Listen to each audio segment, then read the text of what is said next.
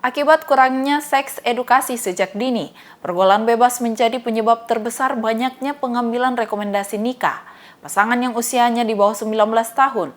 Bagaimana upaya preventif yang bisa dilakukan? Berikut informasi selengkapnya untuk Anda.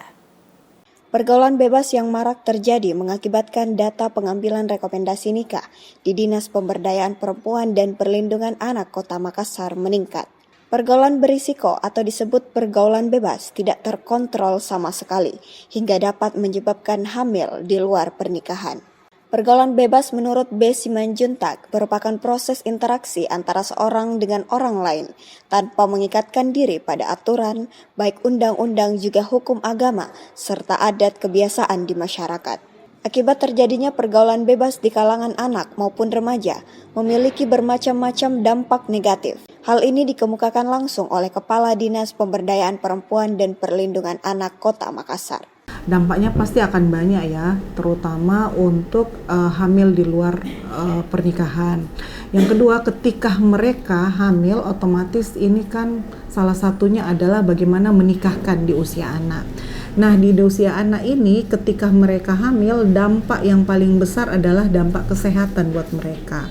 Pertama, yang menanti adalah ketika mereka tidak mengetahui sama sekali, bisa saja penyakit menular seksual lainnya juga akan muncul. Yang kedua, angka kematian ibu dan anak yang sudah harus diantisipasi. Kalau kita melihat lagi, tidak hanya dari dampak kesehatan, tapi dampak dari pendidikan itu sendiri. Salah satunya adalah mereka akan mengalami putus sekolah, ya, dan berakibat tentunya ke masa depan yang akan datang. Dampak sosial yang menanti adalah ketika mereka masih di usia anak, maka akses untuk mendapatkan pekerjaan ini yang akan menjadi lingkaran tersendiri dan bisa jadi bahwa ini adalah penyebab dari suatu kemiskinan yang terjadi. Mulai dari dampak kesehatan, pendidikan hingga dampak sosial dapat terjadi akibat pergaulan bebas. Banyaknya bayi yang dibuang akibat kehadirannya yang tidak diinginkan oleh orang tuanya juga dapat menjadi akibat dari pergaulan bebas. Tentunya sangat miris ya dengan yang seperti itu. Kita kembalikan lagi kepada pengasuhan orang tua.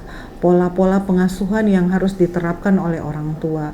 Sejak dini memang sudah harus ada kelekatan, ada kedekatan antara orang tua dan anak. Sehingga ketika mereka membahasakan hal-hal yang misalkan seks edukasi itu kan lebih terbuka ya. Ya, yang kedua adalah dengan adanya kedekatan itu, kelekatan antara anak dan orang tua, banyak hal yang bisa diantisipasi, banyak hal yang orang tua juga bisa memberikan pemahaman yang lebih mudah dimengerti oleh anak. Nah, ketika kamu berteman, tolong jangan lewat batasan-batasan, ya.